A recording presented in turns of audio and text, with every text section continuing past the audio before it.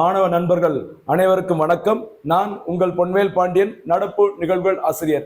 இன்றைய தினம் மார்ச் 29ஆம் தேதிக்குரிய நடப்பு நிகழ்வுல டிஎன்பிஎஸ்சியோட புதிய பாடத்திட்டத்தின்படி பல்வேறு தலைப்புகள்ல நம்ம வழக்கம் போல சிறப்பான முறையில நம்ம வழங்க போறோம். சரிங்களா?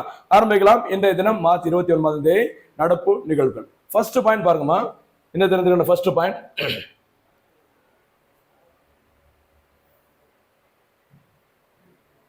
சர்வதேச செய்திகள். நீங்க எல்லாருமே நியூஸ்ல பார்த்திருப்பீங்க. ஒரு முக்கியமான ஒரு செய்தி, ஓகேவா? மியான்மர் மற்றும் தாய்லாந்தில் பயங்கர நிலநடுக்கம், பெரிய லெவல்ல ஒரு நிலநடுக்கம் ஏற்பட்டுள்ளது. எந்த நாட்டுல? மியான்மர்ல. சரியா? தாய்லாந்துலயும் அதனுடைய பாதிப்புகள் பெரிய லெவல்ல வந்திருக்குது. நேற்றைய தினத்துல மட்டும் 144 பேர் மரணம் அடைஞ்சிருக்கிறாங்க. இதோட இறப்பு எண்ணிக்கை 1000 தாண்டும் அப்படிமா சொல்றாங்க. பார்க்கலாம் என்ன நடக்க போகுது அந்த பகுதி மக்களுக்கு. சரியா? தென்கிழக்கு ஆசிய நாடான மியான்மரில் மோனிவா என்ற நகருக்கு அருகே பயங்கர நிலநடுக்கம் ஏற்பட்டது. இது ரிக்டர் ஸ்கேல்ல பதிவானது எவ்வளவு பார்த்தீங்கன்னா 7.7 பதிவு செய்யப்பட்டுள்ளது. இந்த செய்தியில வர்றதுனால எந்த நாடுன்னு தெரிஞ்சுக்கோங்க. அதே மாதிரி ரிக்டர் ஸ்கேல்னா என்ன அப்படிங்கறத தெரிஞ்சு வச்சுக்கோங்க. சரிங்களா? மியான்மரில் இதற்கு முன்னாடி 2021ஆம் ஆண்டு முதல் ராணுவ ஆட்சி நடைபெற்று வருகிறது. ஏற்கனவே மியான்மர்ல ஒரு பெரிய பிரச்சனை என்னதாங்க? ராணுவ ஆட்சி தான் நடைபெற்று வருகிறது. 2021ஆம் ஆண்டு முதல் சோதனைக்கு மேல சோதனையாக தற்போது ஒரு மிகப்பெரிய லெவல்ல 7.7 அந்த அளவுல வர்ற ரிக்டர் அளவுகள்ல நிலநடுக்கம் பதிவாகியுள்ளது. எந்த நாட்டில்? மியான்மர் நாட்டில். கவனமா இருங்க. அதே மாதிரி தாய்லாந்திலேயும் பாதிப்பு ஏற்பட்டிருக்குது. அந்த தாய்லாந்து நாட்டின் பிரதமராக தற்போது இருப்பவர் ஸ்ரீனவத்ரான்னு சொல்லுவாங்க. அவர் தாய்லாந்து நாட்டுல அவசர நிலையை பிரகடனம் செய்துள்ளார். காரணம் இந்த நிலநடுக்கம் தான். சரிங்களா? சரி, இது கரண்ட் அஃபேர்ஸ்ல நமக்கு வந்திருக்குது. நீங்க என்ன படிக்கணும் அப்படின்னா, நிலநடுக்கம் அப்படின்னா என்ன நீங்க அதை படிச்சிருப்பீங்க. பி வேவ், எஸ் வேவ் அப்படின்னு சொல்லிட்டு சில அலைகள் தொடர்பாக அந்த நிலநடுக்கம் தொடர்பாக செய்திகள் படிச்சிருப்பீங்க ஜியாகிரபில. இது தவிர இந்தியாவில் நிலநடுக்கம் ஏற்படும் அந்த ஜோன், சரிங்களா, அந்த மண்டலங்கள் எவை, தமிழ்நாடு எந்த மண்டலத்தில் வருது, அதையும் நீங்க படிச்சிட்டீங்கன்னா ரொம்ப ஈஸியா இருக்கும். அதை கொஞ்சம் சப்ஜெக்ட்ல பாருங்க. கரண்ட் அஃபேர்ஸ் மட்டும் நம்ம இப்போ பார்க்கலாம். சரிங்களா? கவனமா இருக்கு. நெக்ஸ்ட் எடுத்து போலாமா? அடுத்ததாக பாதுகாப்பு தொடர்பான ஒரு முக்கியமான ஒரு செய்தி பாருங்க.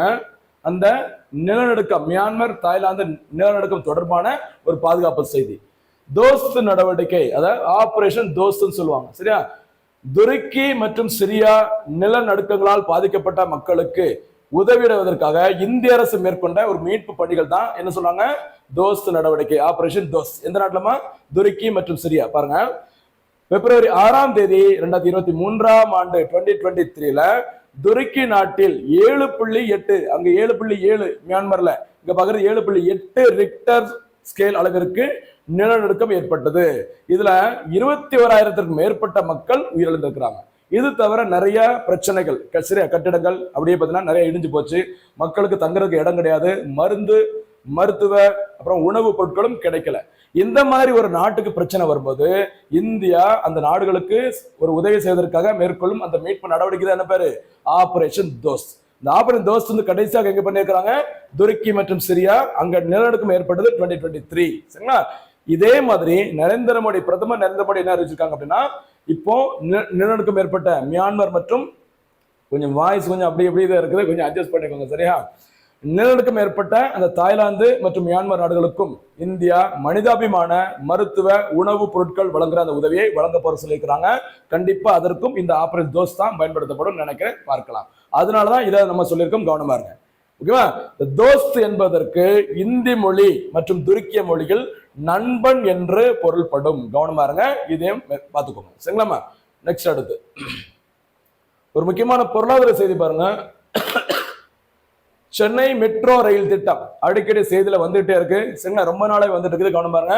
இந்த CMRL அப்படி சொல்ற இந்த சென்னை மெட்ரோ ரயில் திட்டமானது முதற்கட்ட பணிகள் தொடங்கப்பட்டது ஜூன் 29, 2015. சரியா? முதல் சென்னை மெட்ரோ ரயில் திட்டம் முதலில் தொடங்கப்பட்டது ஜூன் 29, 2015ஆம் ஆண்டு. மறக்கக்கூடாது. சரி, ஜூன் 29 வேற என்ன தினமா?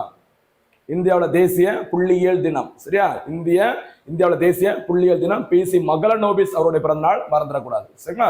PC மகளநோபிஸ் பார்த்தீங்கன்னா 2வது 5ஆண்டு திட்ட காலத்தின் அந்த மாடல் யாரை பேஸ் பண்ணி சொல்லியிருப்பாங்க? PC மகளநோபிஸ். அவருடைய பிறந்த நாள் தான் இந்தியாவில் தேசிய புள்ளியியல் தினம், ஜூன் 29. அதே ஜூன் 29, 2015 தான் சென்னையில ஃபர்ஸ்ட் டைம் பார்த்தீங்கன்னா மெட்ரோ ரயில் சேவை தொடங்கப்பட்டது. இதற்கு நிதி உதவி பெரும்பாலும் மத்திய அரசு மாநில அரசோட கூட்டு நிதியில தான் இந்த திட்டம் செயல்படுத்தப்படும். இது மெட்ரோ ரயில் திட்டம். இதுல 59% அந்த நிதி, அதாவது கடன் உதவி யார் வழங்கி இருக்கிறாங்க? ஜிகா நிறுவனம். ஜிகா நிறுவனம்னா ஜப்பான் இன்டர்நேஷனல் கோஆபரேஷன் ஏஜென்சி. சரிங்களா? இந்த ஜிகா நிறுவனம் தான் முதற்கட்ட சென்னை மெட்ரோ ரயில் திட்டத்திற்கு 59% நிதியை கொடுத்திருக்கிறாங்க. அடுத்து இரண்டாம் கட்ட பணிகள் தொடங்கப்பட்டது 2019ஆம் ஆண்டு. சரிங்களா? இதற்கு நிதி வழங்குறது முக்கியமான 3 நிறுவனங்கள். ஒன்னு பார்த்தீங்கன்னா ஏஐஐபி, சரியா, ஏசியன் இன்ஃப்ராஸ்ட்ரக்சர் இன்வெஸ்ட்மெண்ட் பேங்க்னு சொல்லுவாங்க. சரி, அதை பத்தி பின்னாடி நம்ம ஃபுல்லா பார்க்க போறோம். அடுத்து ஏசியன் டெவலப்மெண்ட் பேங்க், ஆசிய மேம்பாட்டு வங்கி. அடுத்து இப்ப நம்ம பார்த்த ஜிகா. இந்த 3 அமைப்புகளும் நிறுவனங்களும் தான் இரண்டாம் கட்ட சென்னை மெட்ரோ ரயில் திட்டத்திற்கு நிதி, அதாவது கடன் உதவியை கொடுக்குறாங்க. சரிங்களா? ரொம்ப ரொம்ப முக்கியமானது, நோட் பண்ணி வச்சுக்கோங்க, எக்ஸாம்ல கண்டிப்பா கேட்பாங்க. சரிங்களா? நெக்ஸ்ட் அடுத்து ஆசிய உள்கட்டமைப்பு முதலீட்டு வங்கி. நம்ம சொன்னல ஏஐஐபி அப்படின்னா என்னன்னு தெரிஞ்சுக்கோங்க. இன்னொரு வகுப்புல ஏசியன் டெவலப்மெண்ட் பேங்க் என்னன்னு சொல்லி பார்க்கலாம், ஜிகா அப்படின்னா என்னன்னு சொல்லி பார்க்கலாம். இந்த வகுப்புல இது மட்டும் பார்ப்போம். சரியா? ஆசிய உள்கட்டமைப்பு முதலீட்டு வங்கி உருவாக்கப்பட்டது ஜனவரி 16, 2016. ஒரு நல்ல நம்பரா இருக்கு. இது வேற ஏதாவது ஞாபகம் வருதா உங்களுக்கு? ஜனவரி 16, 2016 இந்தியாவில முக்கியமான ஒரு திட்டம் தொடங்கப்பட்டது. என்ன திட்டமா? ஸ்டார்ட் அப் இந்தியா திட்டம். சரியா? ஸ்டார்ட் அப் இந்தியா திட்டம் 2016 தொடங்கினாங்க, மறந்துடக்கூடாது. சரிங்களா? அதே டேட்ல தான், அதே வருஷத்துல தான் start up India innovation scheme வரும். அதே டேட்ல ஆசிய உள்கட்டமைப்பு முதலீட்டு வங்கி செயல்பாட்டுக்கு வந்திருக்கு. இவருடைய தலைமையிடம் சீனாவின் தலைநகரமான பெய்ஜிங்ல அமைந்துள்ளது. தற்போதைய பிரசிடென்டாக தலைவராக இருப்பவர் ஜின் லிகுன் அவர்கள் இந்த வங்கியோட தலைவராக இருக்கிறாங்க. நோக்கம் என்னமா? ஆசியாவில் இருக்கிற முக்கியமான நாடுகளுக்கு, சரிங்களா, எல்லா நாடுகளுக்கும் உள்கட்டமைப்பு வசதிகளை சூப்பரா கொண்டு வரணும் அப்படிங்கிறதுக்காக கடன் வழங்கும் ஒரு முக்கியமான அமைப்பு தான் இந்த ஏஐஐபி. சரிங்களா? ஆசிய உள்கட்டமைப்பு முதலீட்டு வங்கி என்பது ஆசியாவில் பொருளாதார மற்றும் சமூக விளைவுகளை கூட்டாக மேம்படுத்துவதை நோக்கமாக கொண்ட ஒரு பலதரப்பு மேம்பாட்டு வங்கி ஆகும். சரிங்களா? இது ஒரு சர்வதேச நிதி நிறுவனம் என்றும் அழைக்கப்படும். இது உலகின் 2வது மிகப்பெரிய பலதரப்பு மேம்பாட்டு நிறுவனம். சரிங்களா? பெரிய லெவல்ல இருக்குது, கவனமா இருக்குமா, எக்ஸாம்ல கேட்க வாய்ப்பு இருக்குது. ஏஐஐபியோட ஹெட் குவார்டர்ஸ் எங்க இருக்கு? பெய்ஜிங்ல இருக்குது. ஓகேவா? இந்த அமைப்பு உருவாக்கப்பட்டது 2016ல, மறந்துடாது. இந்த வங்கியும் எதுக்கு நிதி கொடுக்குறாங்க? சென்னை மெட்ரோ ரயில் திட்டத்திற்கு நிதி வழங்குறாங்க. ஏஐஐபி, அப்புறம் ஏசியன் டெவலப்மெண்ட் பேங்க், அடுத்து என்னன்னு பார்த்தோம், ஜிகா. இந்த 3 நிறுவனங்களும் சென்னை மெட்ரோ 2ஆம் கட்ட பணிகளுக்கு கடன் உதவி வழங்குறாங்க. அடுத்ததாக இந்தியா ஜப்பான் இடையே மறுபடியும் ஒரு பொருளாதார செய்தி, ரொம்ப ரொம்ப முக்கியமானது. தமிழ்நாட்டுடன் தொடர்புடைய ஒரு தேசிய பொருளாதார செய்தி, கவனமா இருக்கும். இந்தியா ஜப்பான் இடையே ஒரு ஒப்பந்தம் கையெழுத்தாயிருக்கு. சரி, 6 ஒப்பந்தங்கள். ரூபாய் 10,936 கோடி மதிப்பிலான கடன் ஒப்பந்தங்கள் இந்தியா மற்றும் சீனா இடையே கையெழுத்தாகியுள்ளது. சரிங்களா? ஒரு 6 திட்டங்களுக்கு கடன் உதவி கொடுக்க போறாங்க ஜப்பான் அரசு. அந்த 6 திட்டங்களும் எதுன்னு சொல்லி பாருங்க, ரொம்ப ரொம்ப முக்கியமானதுமா. ஒன்னொன்னும் பாருங்க. வன மேலாண்மை, ஃபாரஸ்ட் மேனேஜ்மெண்ட் சொல்லுவாங்கல்ல, வன மேலாண்மை, குடிநீர் விநியோகம், நகர்ப்புற போக்குவரத்து, மீன் வளர்ப்பு, பல்லுயிர் பாதுகாப்பு மற்றும் முதலீடுகள் ஊக்குவிப்பு. இதுதான் அந்த 6 திட்டங்கள். ஓகேவா? கவனம் பாருங்க. இந்த 6 கடன் ஒப்பந்தங்களில் தமிழக முதலீடுகள் ரொம்ப ரொம்ப முக்கியமான பாயிண்ட். இதுதான் டிஎன்பிஎஸ்சி பொறுத்தவரைக்கும் இது முக்கியம். தமிழக முதலீடுகள் ஊக்குவிப்பு திட்டம். அடுத்து அதோட பகுதி 3 ஒதுக்கப்பட்ட தொகையை பார்த்துக்கோங்க. அடுத்து சென்னை கடல் நீரை குடிநீராக்கும் திட்டம், அதோட 2ஆம் கட்ட பணிகளுக்கும் கிட்டத்தட்ட 3000 கோடி ஒதுக்கப்படுன்னு சொல்லிக்கிறாங்க. அடுத்து டெல்லி விரைவு போக்குவரத்து திட்டம், அதோட பகுதி 4வது கட்ட திட்டத்திற்கும் இந்த நிதி கொடுக்க போறோம்னு சொல்லிக்கிறாங்க. ரொம்ப முக்கியமானது, சென்னை கடல் நீரை குடிநீராக்கும் திட்டத்திற்கும் நிதி கொடுக்கறாங்க. அடுத்தவள பாத்தீங்கன்னா தமிழக முதலீடுகள் ஊக்குவிப்பு திட்டத்திற்கும் கடன் கொடுக்க போறாங்க. சரியா? இதற்காக தான் இந்தியாவிற்கும் ஜப்பானுக்கும் இடையே 6 ஒப்பந்தங்கள் கையெழுத்தாயிருக்குது. தமிழ்நாட்டில் அது எந்த திட்டங்கிறத போக்கஸ் பண்ணி கொஞ்சம் பார்த்து வச்சு. சரிங்களா? அடுத்ததாக ஒரு முக்கியமான தமிழக செய்தி பாருங்க. கிருஷ்ணா நதிநீர் ஒப்பந்தம். சரிங்களா? இந்த கிருஷ்ணா நதிநீர் ஒப்பந்தம் அடிக்கடி செய்தியில வந்துட்டே இருக்கும். சரிங்களா? பாருங்க என்னன்ட்டு. கிருஷ்ணா நதிநீர் ஒப்பந்தத்தின்படி ஆந்திர அரசு கண்டலேறு அணையில் இருந்து தமிழகத்திற்கு ஆண்டுதோறும் 12 டிஎம்சி நீரை திறந்து விடுகிறது. ஞாபகம் வச்சுக்கோங்க. நம்ம அந்த ஒப்பந்தம் எப்போ கையெழுத்து போட்டாங்க, அப்ப யார் முதல்வர் அப்படிங்கிறத பின்னாடி பார்க்க போறோம். இங்க என்ன பார்க்கிறோம் அப்படின்னா, கிருஷ்ணா நதிநீர் ஒப்பந்தம் யாருக்கும் இடையே கையெழுத்தானது? தமிழ்நாட்டிற்கும் ஆந்திராவிற்கும். சரிங்களா? அந்த ஒப்பந்தத்தின்படி ஆந்திரா மாநிலத்தின், சரிங்களா, அந்த கிருஷ்ணா நதிநீர் சேமித்து வைக்கப்படுகிற கண்டலேறு அணையிலிருந்து தமிழ்நாட்டிற்கு நீர் திறந்துவிட வேண்டும். எவ்வளவு ஒரு வருஷத்துக்கு?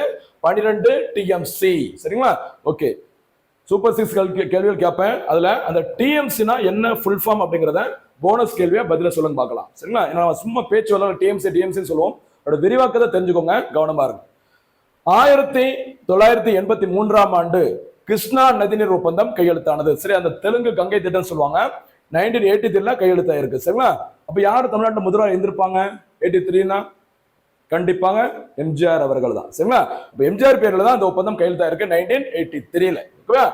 1996ஆம் ஆண்டு முதல் முறையாக தமிழகத்திற்கு கிருஷ்ணா நீர் வந்தது. ஒப்பந்தம் கையெழுத்தானது 1983.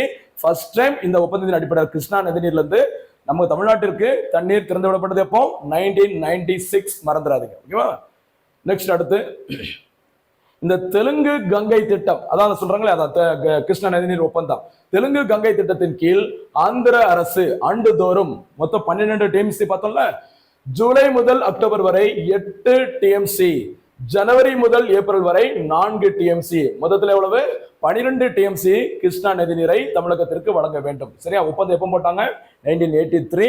கண்டலேறு அணையிலிருந்து திறந்து விடப்படும் அந்த நீரின் மூலமாக ஒரு வருஷத்துக்கு தமிழ்நாட்டுக்கு எத்தனை டிஎம்சி தரணும்? 12 டிஎம்சி வழங்க வேண்டும். சரிங்களா? ஆந்திர பிரதேசம் கண்டலேறு அணையிலிருந்து திறக்கப்பட்ட கிருஷ்ணா நதி நீர் தமிழக எல்லையான, நோட் பண்ணிக்கோங்க, இது எங்க வந்து ரீச் ஆகுங்கிறது கேட்கலாம். திருவள்ளூர் மாவட்டம் ஊத்துக்கோட்டை அருகே உள்ள தாமரைக்குப்பம் 0.0 அப்படி திறந்து விடப்பட்ட நதி நீரானது கரெக்டா எந்த மாநிலத்துக்குள்ள சேர வேண்டுமோ அந்த சேரக்கூடிய அந்த பாயிண்ட், அந்த இடத்துக்கு தான் பேர் சொல்லுவாங்க 0 பாயிண்ட். அப்ப 0 பாயிண்ட் என்ன சொல்றாங்க? தாமரைக்குப்பம் எங்க இருக்குது? ஊத்துக்கோட்டை அமைந்துள்ள மாவட்டம் திருவள்ளூர் மாவட்டம். அப்ப ஆந்திராவில் திறக்கப்படும் கிருஷ்ணா நதி நீர் தமிழ்நாட்டுல எந்த இடத்துல வந்து சேரும்? தாமரைக்குப்பம். அது அமைந்துள்ள மாவட்டம் திருவள்ளூர் மாவட்டம். கவனமா இருங்க. சரிங்களா?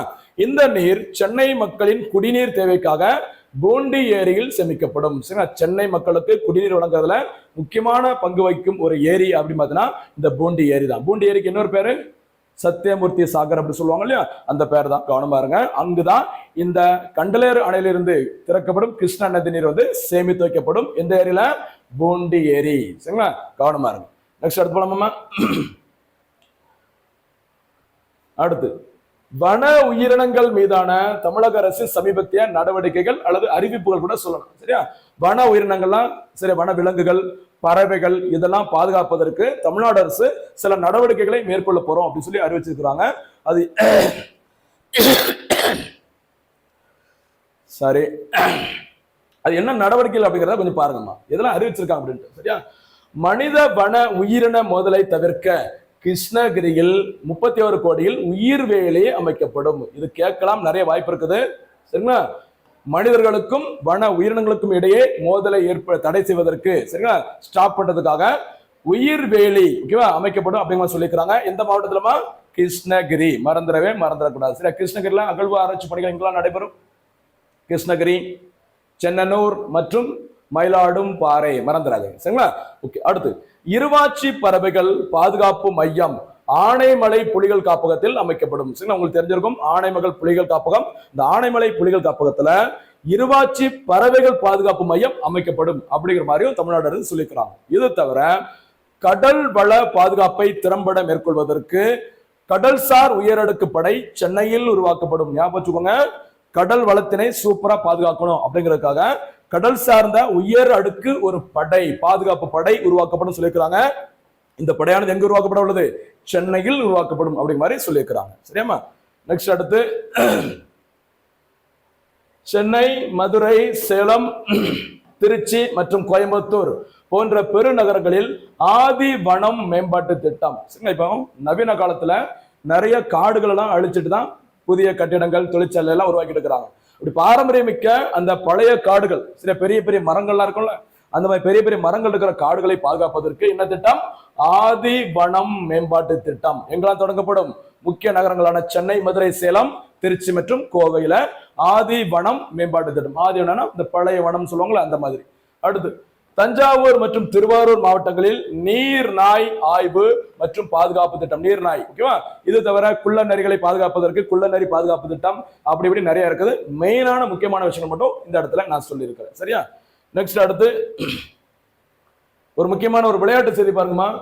ரொம்ப ரொம்ப முக்கியமானது. தற்போது தமிழ்நாட்டில் இளைஞர் நலன் மற்றும் விளையாட்டுத்துறை அமைச்சராக இருப்பவர் உதயநிதி ஸ்டாலின் அவர்கள். சரி, அவர் பேரில் நிறைய விளையாட்டு நிகழ்ச்சிகள், சரிங்களா, நிறைய விளையாட்டு போட்டிகள், சாம்பியன்ஷிப் போட்டிகள் நிறைய நடந்திருக்குது. தமிழ்நாட்டில இருந்தும் நிறைய பேர் பதக்கங்களை வின் பண்ணியிருக்கிறாங்க. அதை என்கரேஜ் பண்ற மாதிரி நிறைய விஷயங்களை தமிழ்நாடு அரசும் மேற்கொண்டுட்டு வராங்க. சரிங்களா, அதனால கண்டிப்பா இதுல இருந்து கேள்விகள் கேட்கறதுக்கு வாய்ப்புகள் இருக்குது. பாருங்க, தமிழகத்தில் 5 சர்வதேச விளையாட்டு போட்டிகள், சரிங்களா, தொடர்ந்து இந்த வருஷம் பார்த்தீங்கன்னா ஒரு 5 இன்டர்நேஷனல் ஸ்போர்ட்ஸ் பார்த்தீங்கன்னா தமிழ்நாட்டில் நடத்தப்படும் சொல்லியிருக்காங்க உதயநிதி ஸ்டாலின். ஓகேவா, அது எதெல்லாம் சொல்லி பாருங்க. ஜூனியர் உலகக்கோப்பை ஆடவர் ஹாக்கி போட்டி, சரியா, ஜூனியர் உலகக்கோப்பை ஆடவருக்கான ஹாக்கி போட்டி சென்னை மற்றும் மதுரையில் நடத்தப்படும் அப்படி மாதிரி சொல்லியிருக்காங்க இந்த வருஷம். அடுத்து உலக ஸ்குவாஷ் போட்டி, உங்களுக்கு ஸ்குவாஷ் போட்டி தெரிஞ்சிருக்கும். 2023ஆம் ஆண்டு 2023 இந்த உலக ஸ்குவாஷ் போட்டி சென்னையில் நடத்தப்பட்டது.